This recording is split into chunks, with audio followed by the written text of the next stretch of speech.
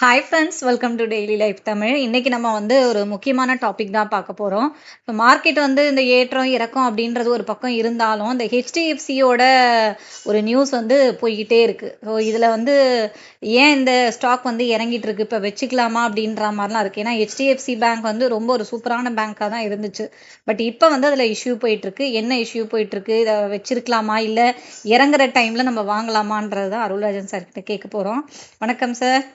வணக்கம் சார். இப்போ ஹெச்டிஎஃப்சி பேங்க்ல என்னென்ன ப்ராப்ளம் போயிட்டு இருக்கு சார்? ஆல்ரெடி நீங்க அதோட சிஓ யாரோ ராஜினாமா பண்ணாங்க, அந்த மாதிரி ஒரு விஷயம் நீங்க சொல்லிக்கிட்டே இருந்தீங்க மார்க்கெட் அப்டேட்ல.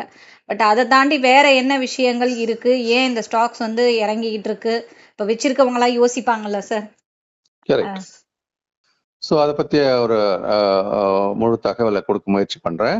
மார்ச் 18ஆம் தேதி அன்னைக்கு இந்த அட்டானு சக்கர்பர்த்தி அப்படின்றவர் ஹெச்டிஎஃப்சி பேங்க்ல part time chairman and independent டைரக்டரா இருக்கிறாரு. அவர் ரிசைன் பண்ணிட்டாரு. அவர் ரிசைன் பண்ணும்போது அந்த சொல்லக்கூடிய அந்த காரணம் அப்படின்றதுதான் இப்ப எல்லாரும் பேசும் பொருளா இருக்கு.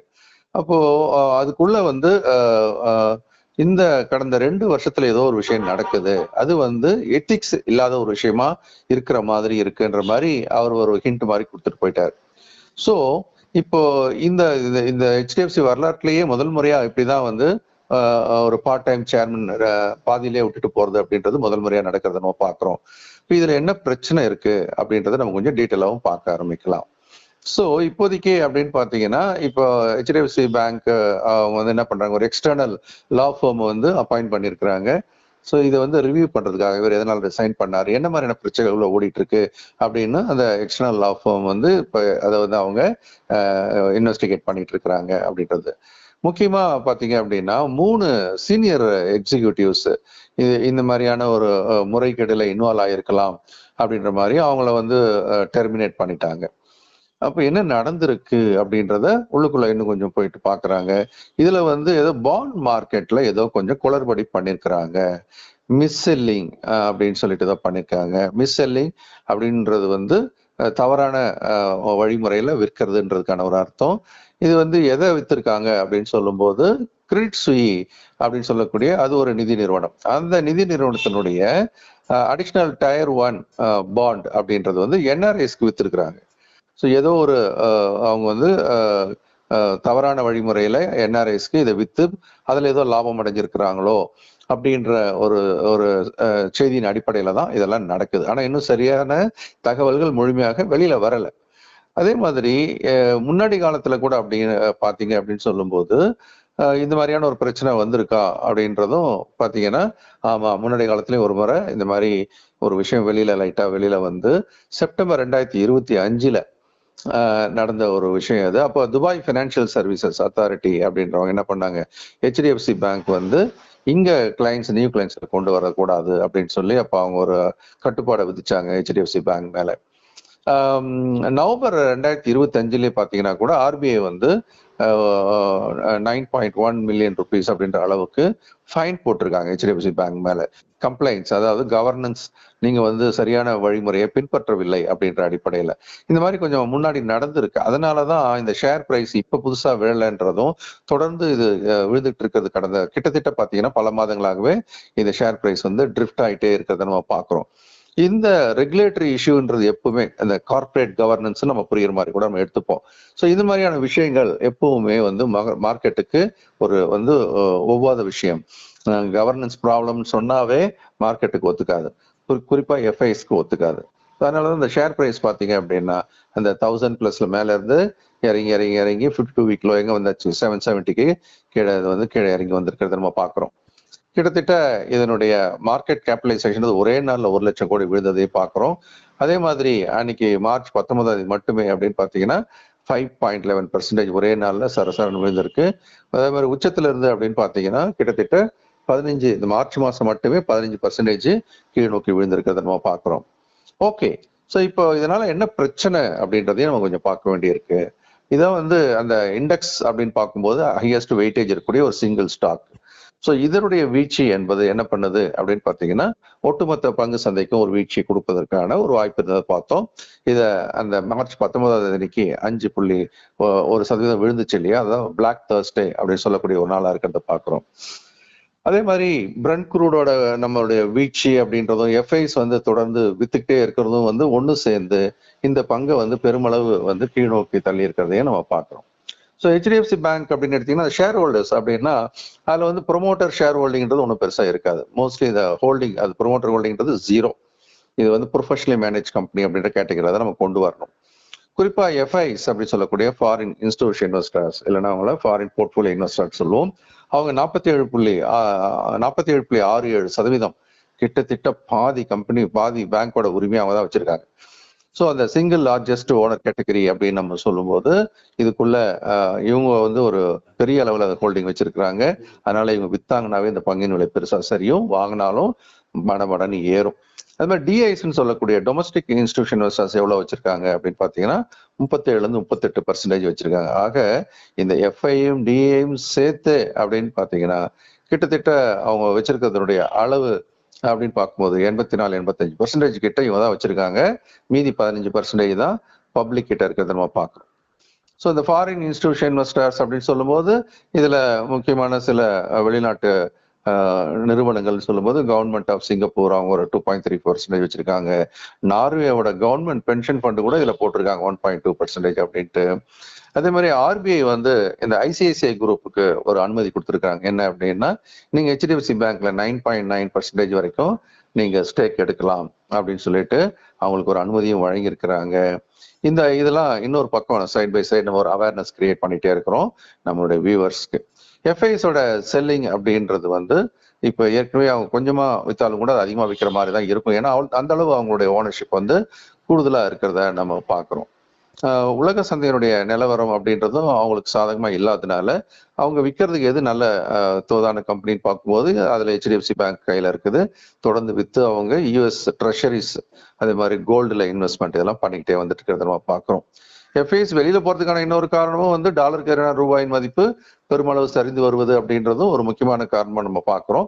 ஸோ இந்த மாதிரி ஒரு நிலைமையில ஹெச்டிஎஃப்சி பேங்க் ஒரு லாங் டேர்ம் அப்படின்னு நம்ம இதை பார்க்கும்போது இதுல முக்கியமான சில நிதி நிறுவனங்கள் என்ன பண்றாங்க, கொஞ்சம் கொஞ்சம் அப்படியே வாங்க ஆரம்பிக்கிறாங்க. அதாவது கம்பெனிக்கு ஒரு எக்ஸாம்பிளுக்கு அப்படின்னு நம்ம சொல்றதா இருந்தா இப்ப டிமேஸ் அப்படின்ற ஒரு கம்பெனி வந்து இதுல கொஞ்சம் கொஞ்சமா பங்கு வாங்க ஆரம்பிக்கவும் செஞ்சிருக்கிறாங்க. ஏன்னா இப்போ பிரைஸ் டு புக்ன்றது 1.5 டைம்ஸ் தான் இருக்கிறத நம்ம பாக்குறோம். எனிதிங் லெஸ் தென் 2 ஜென்ரலி நம்ம அட்ராக்டிவான பைக் சொல்லுவோம். இப்போதைக்கு வேல்யூவேஷன் வைஸ் பார்க்கும்போது ஹெச்டிஎஃப்சி பேங்க் தற்போதைய விலை அப்படின்றது ஒரு அட்ராக்டிவான பிரைஸா சில நிதி நிறுவனங்கள் பாக்குறாங்க, கொஞ்சம் கொஞ்சமா வாங்கவும் ஆரம்பிக்கிறாங்க. ஒருவேளை ரேட் கட் ஆர்பிஐ பண்ணாங்க அப்படின்னா அது ஹெச்டிஎஃப்சி பேங்க்குக்கு அவங்களுடைய லாபம் கூட்டுவதற்கான வாய்ப்பு அதிகமா இருக்கும். அது வந்து ஹெச்டிஎஃப்சி பேங்க் இன்னும் வந்து லாபகரமான நிறுவனமா பார்க்கறதுக்கான வாய்ப்பும் அதிகமா இருக்குன்னு பார்க்கப்படுது. இப்போ எஃப்ஐ ஓனர்ஷிப் அப்படின்றது எப்பவுமே இந்த கவர்னன்ஸ் இஷ்யூன்னு வந்துச்சுனாவே அவங்களுக்கு ஒரு அலர்ஜி ஆயிடும். ஃபாரினர்ஸ் எப்பவுமே இந்த மாதிரி ஒரு கை சுத்தம் இல்லை அப்படின்னு சொன்னாவே அவங்களுக்கு ஒரு அலர்ஜி ஆயிடும். அதனால அவங்க எந்த அளவுக்கு இதுல ஆஃப்லோட் பண்ணுவாங்க அப்படின்றது தெரியல. இன்னும் பிரச்சனையுடைய முழு வீச்சு நமக்கு தெரியாது. பட் இப்போதைக்கு என்ஆர்ஐஸ்க்கு குறிப்பிட்ட நிறுவனத்தின் பாண்டை மிஸ்செல் பண்ணியிருக்காங்க. அதனால அந்த 3 எக்ஸிகியூட்டிவ்ஸை டெர்மினேட் பண்ணியிருக்காங்க அப்படின்றத முக்கியமான தகவலா இப்ப நம்ம கையில இருக்கு. இதை தாண்டி அப்படின்னு பாத்தீங்கன்னா இது எவ்வளவு சீக்கிரம் ரெக்கவரி ஆகுமா அப்படின்னா பிரச்சனை என்னன்னு முழுசா தெரியாம நம்ம ரெக்கவரி டைம் பத்தியே சொல்ல முடியாது. ஆனா இந்த நிறுவனத்தை பொறுத்த வரைக்கும் எப்படி இருக்கு அப்படின்னு பாத்தீங்கன்னா ஸ்ட்ராங்கான ஒரு ப்ராஃபிட்டபிலிட்டி, நல்ல லாபம் சம்பாதிக்கிற நிறுவனமா இருக்கு. அசெட் குவாலிட்டி ஹெல்த்தியா தான் இருக்கு. அதே மாதிரி அதனுடைய கேபிட்டல் பஃபர் அப்படின்றது வளர்ச்சிக்கு தேவையான பணம் கையில் இருக்குது. இதனுடைய என்பிஏ அப்படின்னு நம்ம பார்க்கும்போது கிராஸ் என்பிஏ 1.24% இருக்கிறத நம்ம பார்க்குறோம். இது மிக குறைவான அளவு தான். இதெல்லாம் ஒரு என்கரேஜிங்கான விஷயமா நம்ம பார்க்குறோம். லோன் டு டெபாசிட் ரேஷியோன்னு ஒன்று சொல்லுவாங்க. அது வந்து பார்த்தீங்கன்னா முன்னாடி பெருசாக 100க்கு மேலே இருந்தது. இப்போ குறைஞ்சு 96க்கு வந்திருக்கு. இது ஒரு டீசென்டான நம்பராக தான் பார்க்கப்படுது. அதாவது இது வந்து post merger of HDFC bank and HDFC. அதே நேரம் இதுல வந்து நீங்க கவனிச்சு பார்க்கும்போது இது எந்த மாதிரியான ஒரு பிரச்சனை, ஐசிஐசி பேங்க் வந்த மாதிரியான பிரச்சனையா இல்ல எஸ் பேங்க்குக்கு வந்த மாதிரியான பிரச்சனையா அப்படின்னு நம்ம பார்க்கும்போது இது வந்து ஏறக்குறைய ஐசிஐசி பேங்க்குக்கு வந்த மாதிரியான ஒரு பிரச்சனைன்னு தான் நம்ம எடுத்துக்கணும்.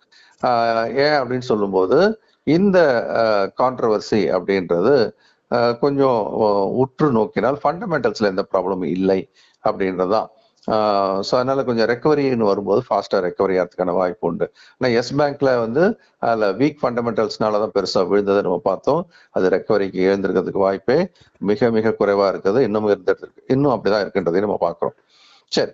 ஸோ ஹெச்டிஎஃப்சி பேங்க் வந்து இப்போ இந்த ஐசிஐசிஐ கேட்டகரியில் இருக்கிறதுனால ரெக்கவரின்னு வரும்போது நல்லா ஷார்ப்பாக வர்றதுக்கான வாய்ப்பும் வரலாம். சிஎல்எஸ்ஏன்னு ஒரு நிறுவனம் இருக்கு. அவங்க வந்து அதுக்கு வந்து ஒர்க் அவுட் பண்ணி ஒரு டார்கெட்லாம் செட் பண்ணி வச்சிருக்காங்க. 1200க்கு போகும். நாளைக்கு நாளான்னைக்கு இல்லை, இன்னும் சில 1 or 2 இயர்ஸ்ல அப்படின்னு நம்ம அதை எடுத்துக்கலாம். அதே மாதிரி இதனுடைய யூஎஸ்ல லிஸ்ட் பண்ணியிருக்க ஏடிஆரும் ரெக்கவரி ஆகக்கூடிய வாய்ப்பு இருக்கிறதாவும் பார்க்கப்படுகிறது. அங்க டார்கெட் ஃபிக்ஸ் பண்ணியிருக்காங்க. $36 $40 வரைக்கும் அப்படின்னு சொல்லிட்டு. இப்ப ரெக்கவரிக்கு எவ்வளவு நாள் ஆகலாம் அப்படின்னு சொல்லும்போது அந்த கவர்னன்ஸ் இஷ்யூ எல்லாம் அதை இன்வெஸ்டிகேட் பண்ணி அப்புறம் சரியான ஒரு தீர்ப்பு வர வரைக்கும் அப்படின்னு பாத்தீங்கன்னா இது வந்து 3 to 9 months சாதாரணமா பொதுவாக எடுத்துக்கும் அப்படின்றத நம்ம ஞாபகம் வச்சுக்கணும். புதுசா சிஇஓ அவங்க அப்பாயிண்ட் பண்றது அக்டோபர் 2026 நடக்கணும். இது நடந்துச்சு அப்படின்னு சொன்னா அதன் பிறகு இது வந்து ஒரு ஸ்டெபிலிட்டி வர்றதுக்கான வாய்ப்பு உண்டு. அதே நேரம் எக்ஸிஸ்டிங் ஷேர் ஹோல்டர்ஸ் என்ன பண்ணணும் அப்படின்னா பேனிக் செல்லிங் பண்ணக்கூடாது. ஐயோ விழுந்துட்டே இருக்குன்னு போய் ஓடி போய் வித்தரலாமா, விற்க கூடாது. அதனால ஞாபகம் வச்சுக்கணும். ஏன்னா இந்த கவர்னன்ஸ் இஷ்யூ அப்படின்றது அது வந்து முடிஞ்சிச்சு அப்படின்னு சொன்னா மார்க்கெட்ல அது ரெக்கவரி ஆகும்போது நம்ம வித்துட்டு அப்புறம் வாங்கணும்னு நினைச்சா அதிக விலையில வாங்க வேண்டியிருக்கும் அப்படின்றத ஞாபகம் வச்சுக்கணும். அதே மாதிரி டிப் ஆயிடுச்சே அப்படின்னு ஓடி போய் இன்னும் கொஞ்சம் வாங்கலாமா, அதையும் பண்ணக்கூடாது. ஏன்னா பிரச்சனை இன்னும் முழு தீவிரம் தெரியாத வரைக்கும் அதிகமான பணத்தை அதில் முதலீடு பண்றதை தவிர்க்கணும்ன்றது ஒரு முக்கியமான விஷயம். என்னன்னா ஒரு 3 விஷயத்த நம்ம கவனிக்கணும். இண்டிபெண்டன்ட் கமிட்டி அவங்க வந்து இதை பத்தி என்ன மாதிரியான விவரங்களை சேகரிச்சு கொடுக்குறாங்க. அதே மாதிரி அந்த பர்மனண்டா ஒரு சேர்மன் போட்டாகணும். அவங்க அக்டோபர் மாசத்துல அது நடக்க வாய்ப்பு உண்டு. அது மாதிரி சிஇஓ வந்து அவங்க ரீஅப்பாயிண்ட் பண்ணணும் 2026 அக்டோபர்ல பண்ண வேண்டிய கட்டாயத்துல இருக்காங்க. இதெல்லாம் நடக்கணும். இதெல்லாம் நடந்துச்சுன்னா அது மேல இன்னொரு நம்பிக்கை வரும், அதுல இருந்து ரெக்கவரி ஆகும் அப்படின்றது முக்கியமான ஒரு விஷயம். இந்த நிறுவனம் அப்படின்னு பாத்தீங்கன்னா ஃபண்டமெண்டலி ஸ்ட்ராங்கா இருக்கா அப்படின்னா டெஃபினெட்லி எஸ். அதனால நம்ம சொல்லக்கூடிய ஒரு விஷயம் என்ன அப்படின்னா இந்த கம்பெனி பொறுத்த வரைக்கும் நமக்கு வந்து லாங் டேர்ம் ஸ்ட்ராங் பெட். அதே சமயம் இப்ப அவசரப்பட்டு நிறைய வாங்க வேணாம் அப்படின்றதும் நீங்க வந்து இப்ப இதை ஹோல்ட் பண்ணுங்க அப்படின்னு நம்ம சொல்றோம். இருக்கிறவங்க புதுசா வாங்கணும்னு நினைக்கிறவங்க என்ன பண்ணணும், எஸ்ஐபி வழியா கொஞ்சம் கொஞ்சமா வாங்குறது நல்லது அப்படின்றதான் நம்ம கொடுக்கக்கூடிய ஒரு தகவல். அதனால இப்போதைக்கு ஹோல்ட் பண்ணுங்க அண்ட் அவசரப்பட வேணாம். ஹெச்டிஎஃப்சி பேங்கை பொறுத்த வரைக்கும் நம்ம வந்து ஸ்லோ அண்ட் ஸ்டடியா எஸ்ஐபியில் 3 to 9 months பிக்கப் பண்ணலாம். Okay sir. ஸோ சார் வந்து ஹெச்டிஎஃப்சி பேங்கோட நிலைமை என்னன்ட்டு புட்டு விட்டு வச்சுட்டாரு. ஹோல்ட் பண்ணலான்னு சொல்லியிருக்காரு, பார்த்துக்கோங்க சார். நம்மளோட அடுத்த கிளாஸ் சார் என்ன வர போகுது சார்? எம்எஸ்எம் வந்து ஸ்டார்ட் ஆயிடுச்சா? இப்போ அடுத்து என்ன போகுது? ஆமா, அடுத்த வந்து SFL stock market for living இந்த ப்ரோக்ராம் அடுத்த வாரம் வர இருக்குது. இது வந்து ஒரு இன்ஸ்டிடியூஷன்ஸ் எப்படி பை பண்றாங்க செல் பண்றாங்கன்றத நம்ம சொல்லி கொடுக்குற ஒரு ப்ரோக்ராம். இது மூலமா அவங்க என்ன பண்ணலாம், திறமையா தங்களுடைய வாங்குதல் வித்தல செஞ்சு ஒரு நல்ல ரேட் ஆஃப் ரிட்டர்னை கொண்டு வர முடியும். இது 1 மாத பயிற்சி வகுப்பு. Okay sir. ஸோ இந்த எஸ்எஃப்எல் கிளாஸ்ல நீங்களும் ஜாயின் பண்ணோம் அப்படின்னு நினச்சிங்கன்னா ஸ்க்ரீனில் இருக்க நம்பருக்கு இமீடியட்டாக கால் பண்ணுங்க. அண்ட் மார்க்கெட் இருக்க சுச்சுவேஷன்ஸில் இப்போ வந்து நீங்களா எல்லாமே முடிவெடுக்கலாம் அப்படின்னு நினைக்காதீங்க. ஒரு விஷயத்த கற்றுக்கிட்டு வந்து உங்களோட பணத்தை போட்டு நீங்கள் அதுக்கப்புறம் சம்பாதிக்கிறது வழியை பாருங்க.